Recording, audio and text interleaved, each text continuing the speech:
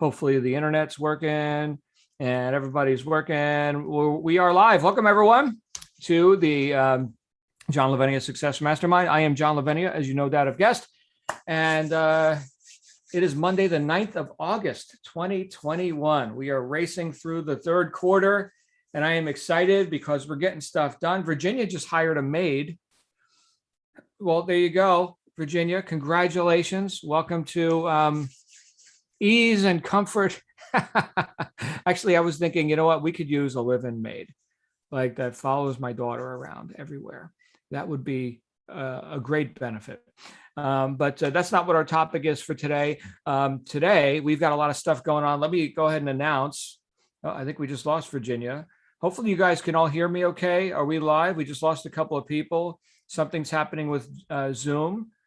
Can I get a sound check from anyone?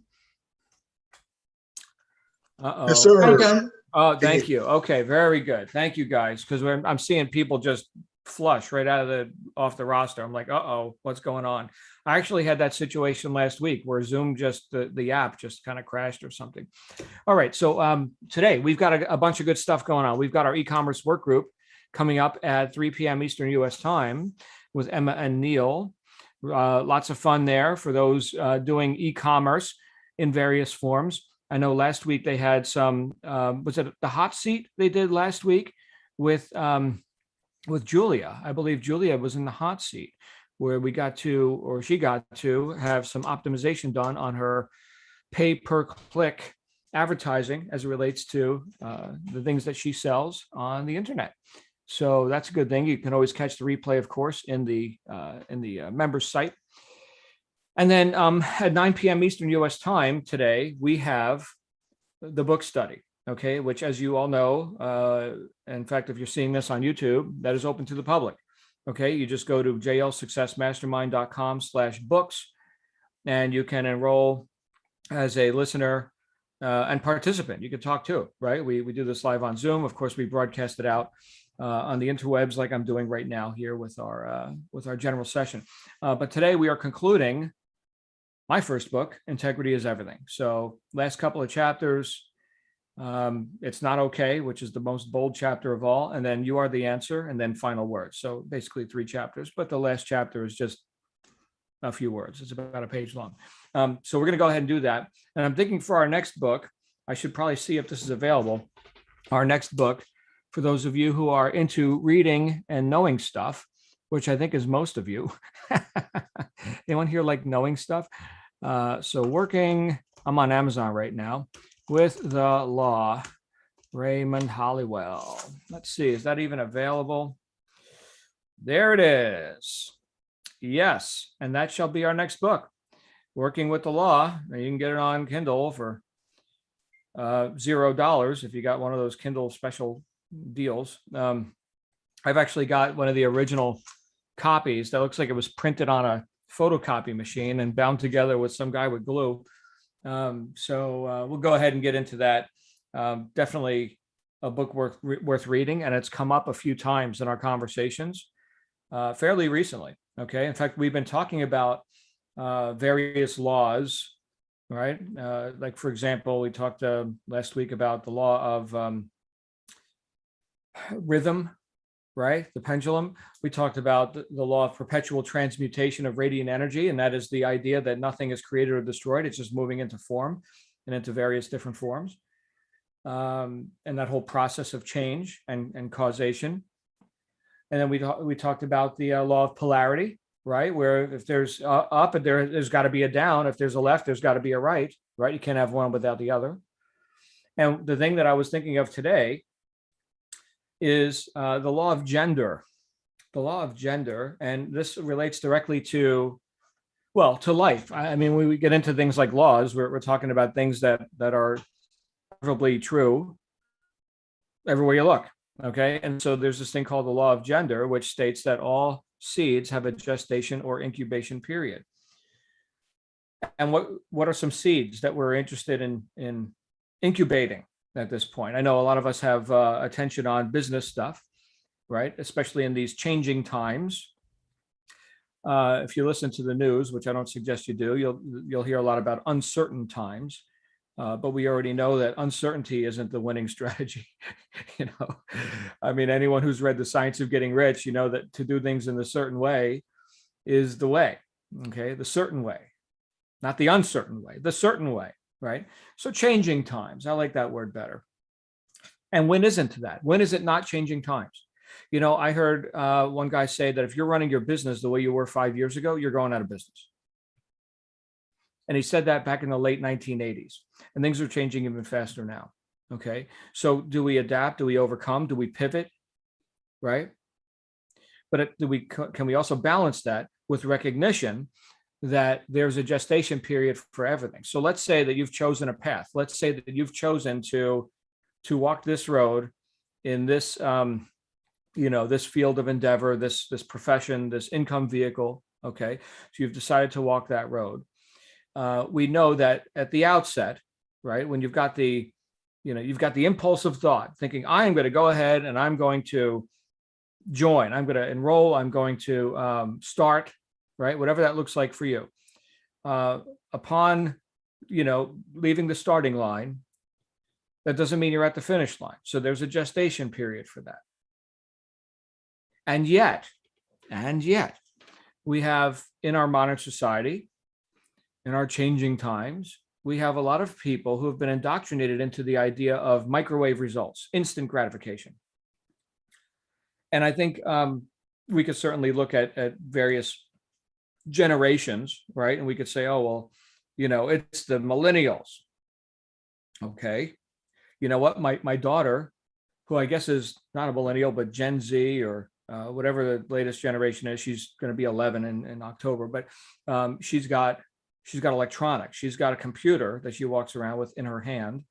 It's called an iPhone, and it does more stuff than the most powerful computers when I was her age were capable of. I remember, you guys remember, some of you like me remember this.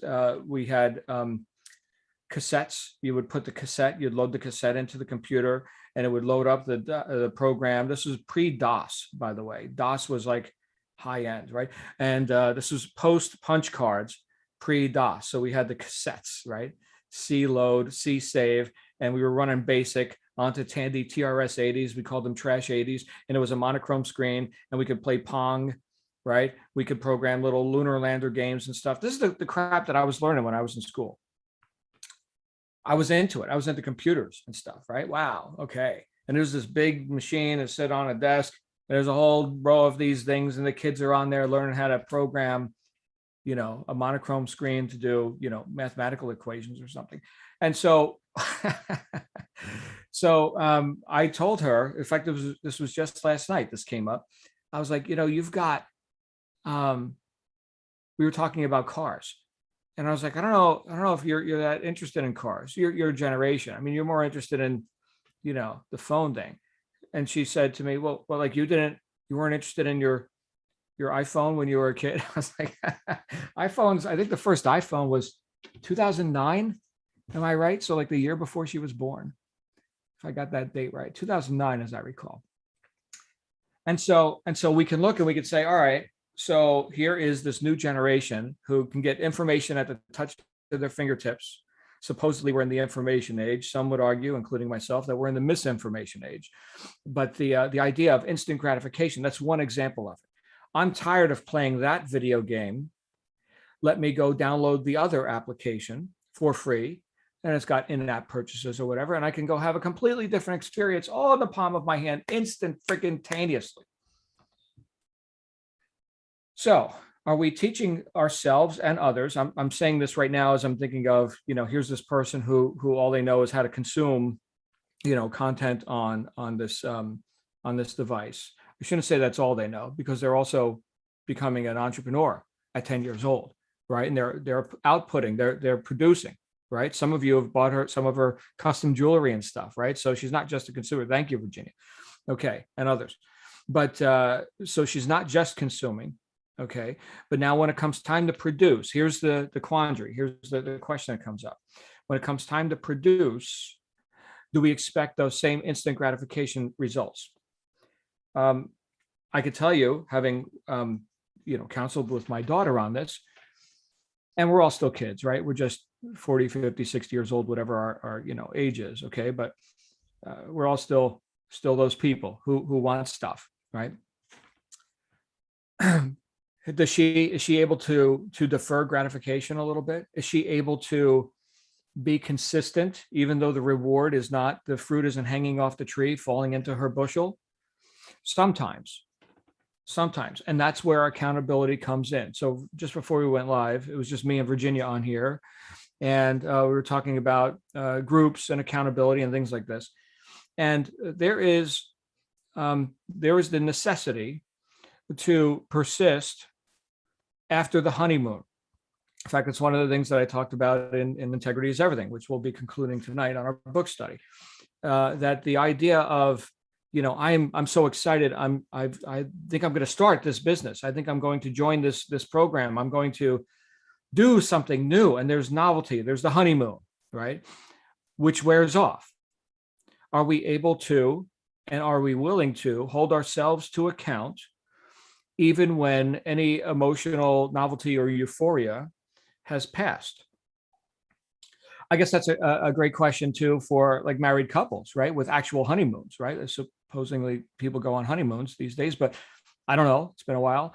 But that's a great question, right? What are people signing up for when they sign up for something? They're signing up to complete that thing, to see it through. I know in marriage, at least when I got married, there were vows and, till death do us part and all this, right? So that's a decision. Okay. It's a scary one for me, but I don't know about anybody else. See, I didn't have any examples of that working in my life when I was growing up, right? So that was a failed institution at every angle that I could notice. But the past does not equal the future, and so here we are. So the idea, though, that we could sign up for something, and then after the mental euphoria or whatever, we could stay the course, because we know there's a gestation period. We know that all seeds, you plant a seed of corn, and that, and I'm not a farmer, so I don't know. Let's say it's 90 days or something to get a stalk of corn, and maybe your first ear of corn. I don't know how long it takes. Okay, 6 months. I don't know. Okay. I know with a baby, right? It's 9 months, 9.5 months, right? So there's no mystery about that. These are things that we could objectively look at, and we could say, the corn takes this many, weeks, months, whatever it is. The baby takes 9 months. That's a seed. Okay. And this is governed by law. And sure, there's ways to work with the law to accelerate the growth of seeds, water it more often, less often, so much sun or whatever. I'm not a farmer. Okay. But if I was, I would know the law and I would work with the law. But I wouldn't sit there and bemoan the fact that I wasn't eating corn because I just planted the seeds 10 seconds ago. That would be silliness. That would be a violation of law. And again, we can look at that. We could see, yes, here's the law of gender and it works. And don't argue with it. You can't break the law. It just works. All right. It is, period. How do we do that more subjectively, though, with our projects, with our endeavors, with our enterprises? What is the duration? What is the how long does it take to gestate that or to incubate that? Well, there's a thing called Parkinson's law, and Parkinson's law states that work expands to fill the time allowed for it.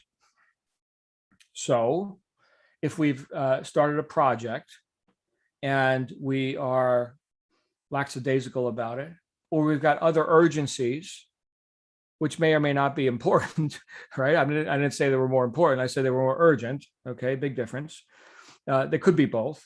Okay, but we've got other things, which we always do, impinging on our attention. Then this work, without a timeline, without a period of stop and assess, stop and harvest fruit, right?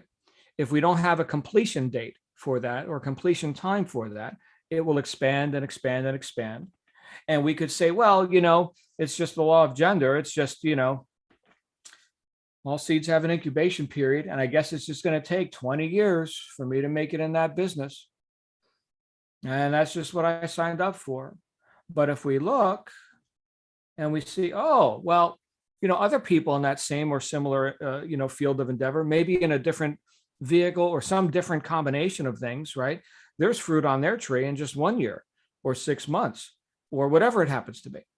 Okay, so what is it that we have to do to work with the law? I mean, if there's a gestation period for everything, one of the first things I had to learn how to do, this is interesting. One of the first things I had to learn how to do was reduce the amount of time it takes to get stuff done, to hold myself to account for specific projects within the greater mass of opportunity. So here's the business, here's the opportunity, here's the project, okay?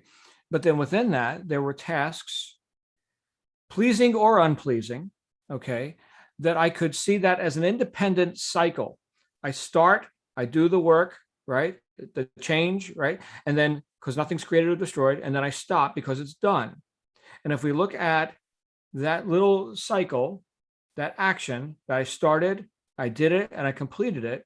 Now that one's done, my favorite four-letter word, okay? And that is like watering the plant, right? That's working with the law. That's like put the water on the seed, do it, okay? And so I did it, and then that was done. And then these little things culminated into, the project actually, coming to fruition and profitability and all that. The point is that if I only look at the bigger picture, if I only look at the corn that hasn't grown yet, I could sit there and look at what I don't have and then start to get frantic and pull seeds out of the ground just as quickly as I plant them and work against myself and work against the law. And remember, you can't break the law, right? You pull the seed out of the ground, guess what's going to happen? So what must I do? What must I do? I must be consistent because I understand stuff, right? Because we're intelligent people and we've got our inner knowingness that there's a seed and it's taking root. I can know that there are little processes happening below the surface that I'm causing to happen because I watered the seed, okay? There are processes happening which are coming to fruition. The cell of the corn stalk, right, split into two and it grew and there's a sprout and there's things. I can't see it objectively, but I know it's working. And with that, now that the honeymoon's over, okay, I've already planted the seeds, I've already made the decision, okay, and now that the honeymoon's over, I can remain accountable to the commitments that I made, which were water the damn seed, plant more seeds, find better, stronger seeds too, to commingle with those seeds and get some dirt, some nice healthy dirt. Right now, of course, this is all the farming metaphor here, but what do we do in our business? Let's say that we're wanting microwave results, and who doesn't? Okay, well, since that doesn't really exist, okay, and yeah, you can have beginner's luck and fortuitous experiences, and that's all very nice, and I'm all for it. Okay, but what is that saying? The more I prepare, the more I practice, the luckier I get, right? So what's our role in all that, in this whole law of gender? How do we work with the law? We understand that there's little projects that lead up to big victories. Okay, it's like Wallace Wattles talked about in The Science of Getting Rich. It's the impression of increase. That's one way we can work with this law, right? We can say, I'm looking to advance in life. In fact, I am advancing in life. So let me impress others with increase, right? So I'm recognized as the advancing man, the advancing woman. And so what combinations, right? If I'm just diligent, if I'm just holding myself to account for the things that I said I was going to do, because I'm walking this path and I don't know all the drama on the path. All I know is that who's doing it, and who's doing it is a person of increase, right? And so if everyone I meet, I impress with increase, well, then there's going to be a combination. Next thing you know, that customer walked in the door. How fortuitous. And they had a new combination of things that I could also benefit from, right? Or they bought it all, or whatever the scenario happens to be. And we don't know all the drama until we experience the drama. By drama, I mean, and then she said that, and then he did that, and then the customer bought, and then the customer didn't buy. That's all the drama that leads up to our victory. Okay, that's all the storyline that comes to the triumphant conclusion. Okay, which is, if we're working with the law, we know there's a triumphant conclusion. Of course there is, right? This has to work. In fact, if we're looking around and looking for evidence that this works, let's say you just planted your corn seeds. Well, go drive down the street and look at the cornfield over there. If you need proof of concept, if you need a testimonial or something, I mean, go there. There it is. Look, that's called corn. In fact, had you not seen the proof of that, you would have never planted that type of a seed, right? Had you not known about the existence and virtues of corn, no corn seeds would go in the ground, not on your behalf, right? So what do I have to do to fill my mind? What do I need to fill my mind with to be able to get through the time after the honeymoon to the point where it bears fruit? I have to keep filling my mind with evidence that this works. And the more I find evidence that this works, right? So now I'm driving down the road, I'm looking at the corn. Oh, there's the farmer guy. Hey, how you doing, buddy? Can I ask you a question? Because you got some beautiful corn over here. What's your technique? Oh, well, you got to water it on Tuesdays and Saturdays. Oh, okay. I was watering it on Wednesdays and, Fridays. Oh, no. Okay. And again, I'm talking out my butt because I don't know anything about growing corn. Okay. But that farmer guy does. Okay. And so what just happened? Because you sought evidence, you put yourself in an environment where the success you seek is a reality. Look at the corn, right? And you met people because you're about increase. Next thing you know, you're talking to someone else who's about increase. I mean, look at their results. By their fruits, you'll know them. And you ask them questions. Next thing you know, you're networking, man. You're getting instruction and mentoring from somebody who's got like better results than you. Obviously, look at their results. Look at that corn. And that's it. And that's why we got to keep showing up. That's why we've got to hold ourselves to account for being not just part-time sometime. And I know this is stuff that I've heard, having had a lot of experience in the home business, like network marketing world, where, most people are part-time sometime when they have time, in their free time, if they have time, right? So in other words, they're not doing it. They're not doing it. And of course, the barrier to entry is so damn low, right? There's a couple $100,000, whatever it is. And so they take a walk. There's always something more urgent, not more important, but more urgent. So, but on the other hand, here's that top, 2 or 3%, which everyone likes to envy and put on a pedestal. But they treated their opportunity like they just put $500,000 on the table, and they expected to produce much more than that. And then it does. Okay. So if we put ourselves in that environment, if we become fruit inspectors, and, by their fruits, you'll know them. And we are in that environment and in communication with people who are working with the laws that affect, that production or that field of endeavor, invariably, some of that's going to rub off on us. And look, we've got people here. I know I'm preaching to the choir right now. We've got people here who have invested thousands of dollars into their own education and mentoring and all this, right? In my case, over 300,000 so far. In fact, I've lost count. But if I add it all up, I just keep showing up.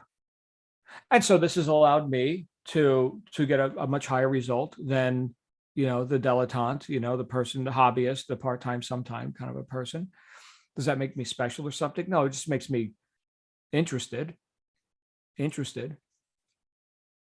I have guitars in my office. You guys see one all the time, right? I dusted that one off the other day. I got to dust these other ones too. I suck at the guitar. Just not that interested. I mean, it's nice, but other people don't suck. So here's the point. We can have anything we want. We can't have everything we want, but we can have anything we want. So we got to choose. So here's the amount of land that I'm working with now. Okay. And I can plant whatever I want in that land. And right now I'm not planting guitars. Okay. I'm planting, various business successes. And so we get to the point where, let's say we are successful and we've got this gestation period down and we've got systems in place now and we've got a staff and we've got the people who do the watering on Tuesdays and Saturdays and we've got the seed people, the harvest people, and I'm not even showing up on that land anymore. And now maybe I'm planting guitars over there. Okay, because this business is taking care of itself to a large degree. So this goes in phases. So we just talked about the gestation period as being, the time it takes to complete a project. We chunked that down into, minor projects within that project, right? So we can reduce the amount of time it takes to get stuff done, still working with the law, okay, and growing that corn a bit faster, okay? But now we're going to chunk it up. We're going to expand it out, okay? So the phase, okay, so let's say phase 1 is completed, this corn is grown or this business is built. Now we're putting in staff to facilitate that plot of land, okay? But isn't there a larger gestation period? Looking at who we are, where we're going in our life, right? What's the next phase for us? Multiple businesses, multiple projects. I know some of us are very much into philanthropy and different things that you can do, because you're an able person, because you're a contributor, right? Thank you. Okay, so are there other things you could take on? Not because you're totally consumed on this plot of land, but now you have what? You've expanded your circle of influence out into greater areas of concern. Fantastic. There's also a gestation period for that. So doesn't it make sense, and isn't it incumbent upon us to work to the best of our ability within, the laws and within our circle of influence, so that we go ahead and actually harvest this damn thing and put in some systems, and then, add other opportunities, other things, because you only have so much attention. And right now it's confined to this plot of land. Okay, there's other plots of land which you can acquire. Okay, but we got to get this one working first, or cut bait, right? I mean, if you're barking up the wrong tree and you know it, right, then cut bait. But the point is to decide and then to stay the course, with or without the euphoria. And by the way, let me offer a caveat. Cutting bait, it's an old saying. I grew up on the East Coast. So fish or cut bait. You're either fishing or you're cutting bait. You're not standing around. Okay. So, but if you don't got your pole in the water, then why not?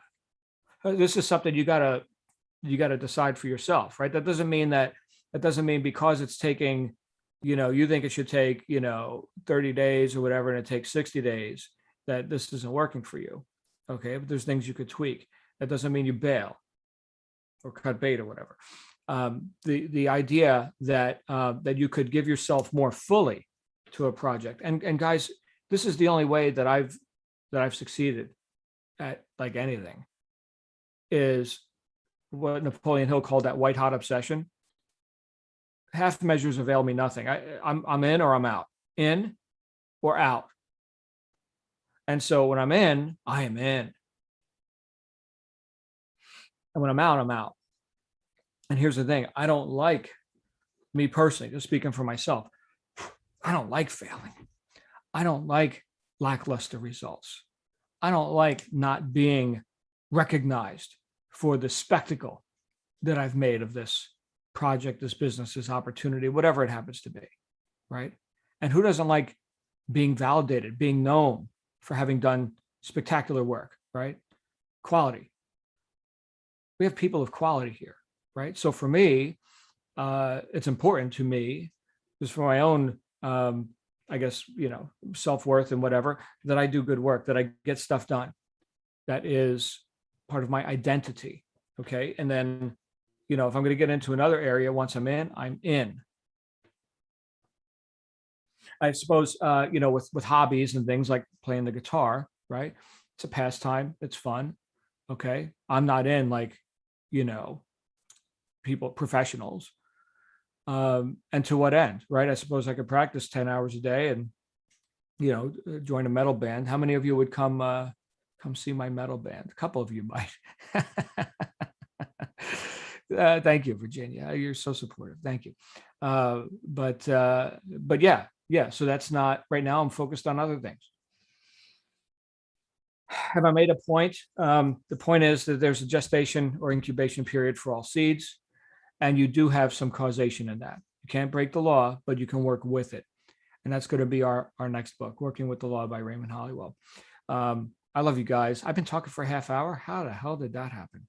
My goodness, it's all your fault, Edward. It's all your fault. Okay. I'll go ahead and stop talking now. What seeds do you guys got in the ground?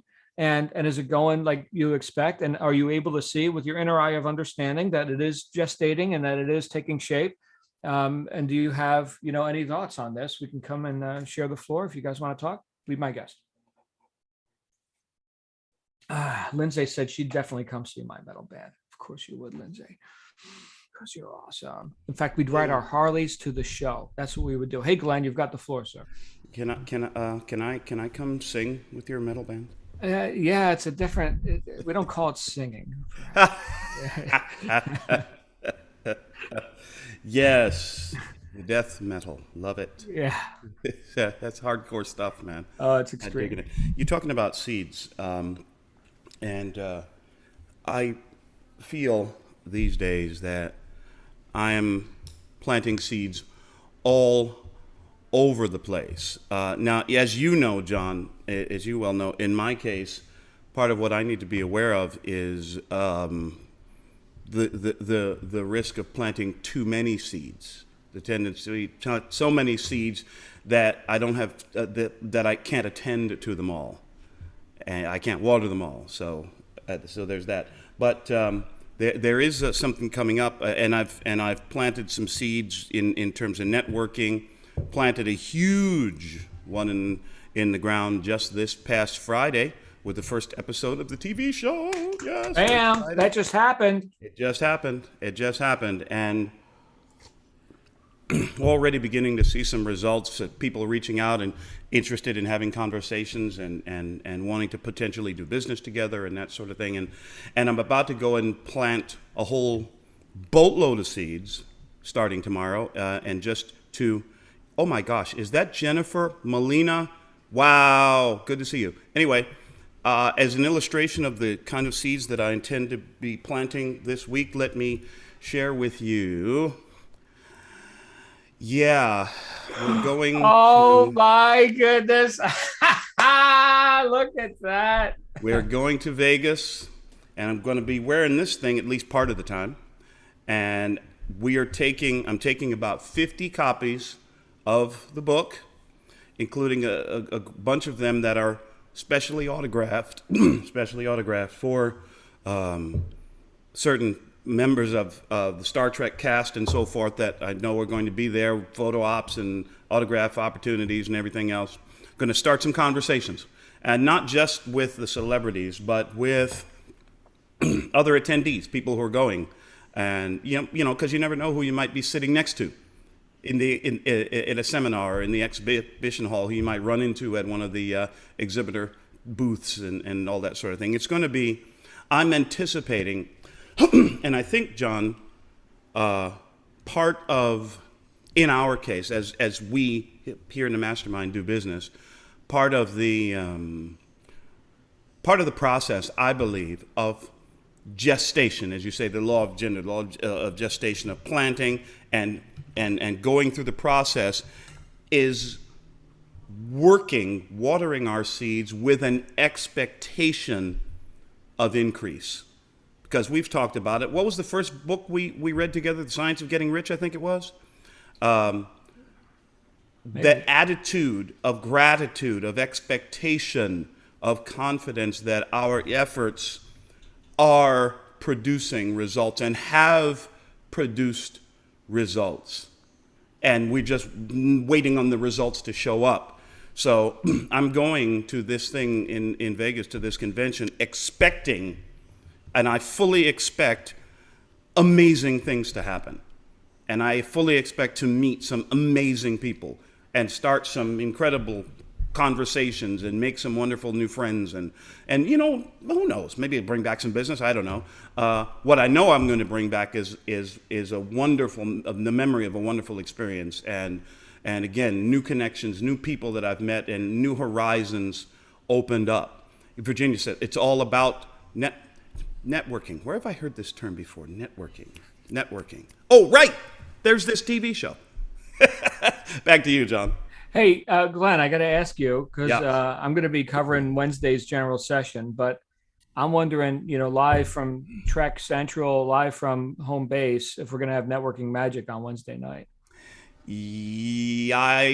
At this point, I would say you can count on it. Yeah. Okay, let's do that. It doesn't have to be a huge production, although I suppose it could be.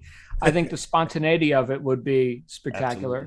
Absolutely. And you Absolutely. have, Glenn, forgive me, you have some credentials. I don't know what they are, but They are in Starfleet parlance. These are command pips.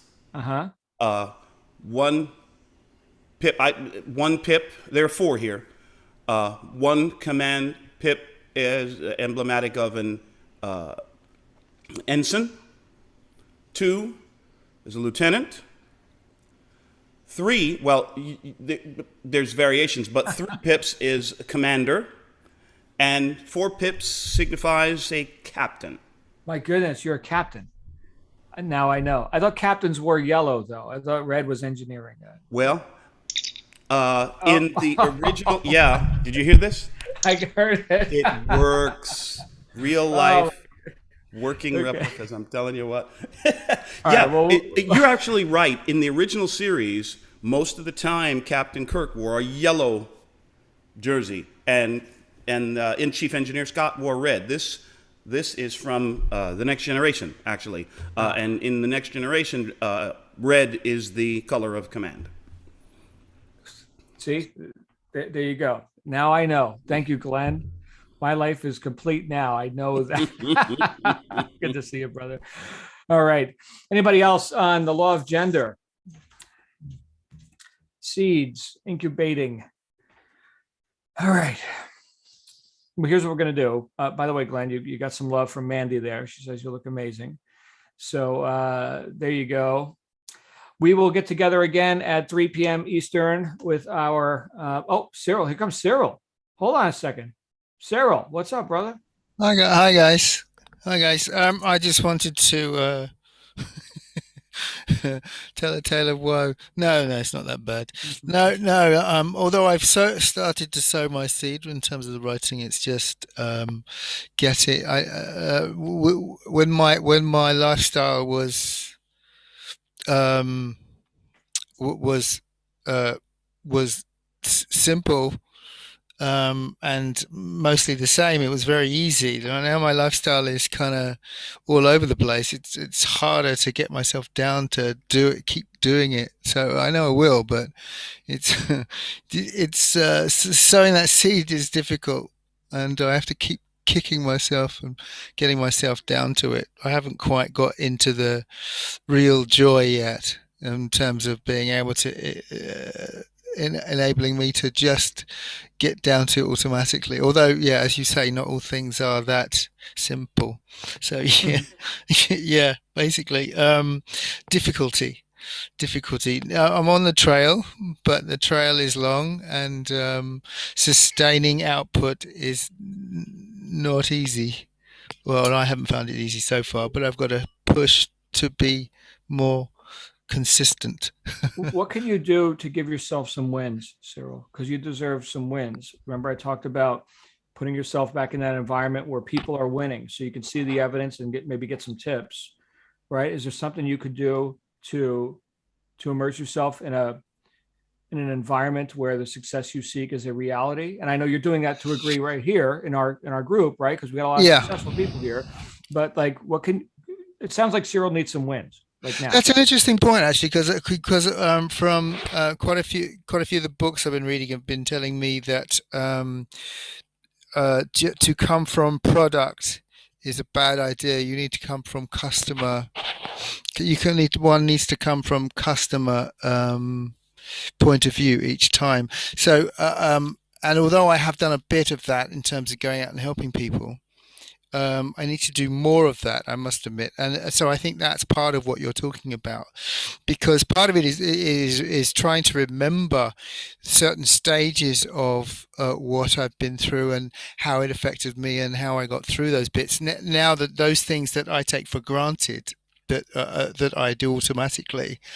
So by having the questions, by having those people who need answers throw questions at me is a good way to, also I think is a great way to not only find other things that I need to sort out, but the things that are most useful for them. So I think that's but in so doing, literally helping them and getting a win from their win. So I think so that's definitely one aspect I need to do, because it needs to be more customer orientated. Okay. Although my perspective is obviously part of the secret sauce, so to speak. Okay. Well, if there's something you could do to get a tangible win, I think that sounds like it's in order. Yeah. And just, kind of, while at the same time let's say we're past the honeymoon with whatever you're into. Okay? Yeah, exactly. Right. It's still, there should be some joy in your work, right? Oh, there is in the sense of getting it down and what I've done and what I'm doing, but yeah, it's just sustaining output in an uneven schedule, and coming in late, or getting up late, getting out as soon as possible, and then days. Yeah, I mean, there's definitely room, Mhm. and I've definitely got to tie myself down to it. But yeah, but the joy of writing itself has not risen above the pulpit yet. Okay. Okay. Well, I know that when I feel, enthusiastic, I tend to do more work and better work. Yeah. Yeah. So anything you could do to raise that level of emotion, I think would be in order. I'm not saying that you sound miserable, No, I'm not miserable at all. but No. you sound kind of, I don't know, plodding along or. Yeah, Yeah. I have joy that I've started. Mhm. I've just got to reap the joy of feeling I have an output that is succeeding. Yes. Mhm. Keep looking at that end result. Yeah. Just Thank keep, you. yeah, keep your eye on the carrot, man. Good to hear from you, Cyril. Always a pleasure. Always a pleasure. And you too, always. Thank you. Thank you. All right. Anybody else before we wrap up? Okay. We are good to go. 3 p.m. Eastern, we have e-commerce. And then 9 p.m. Eastern, the grand final conclusion of Integrity is Everything. And I will get a link to the Ray Hollywell stuff so you guys can order your next book, because we're going to be on to that next week. Thank you all. Let's have an awesome week. All right. Let's get some stuff done. And I will see you all again here real soon. Bye for now.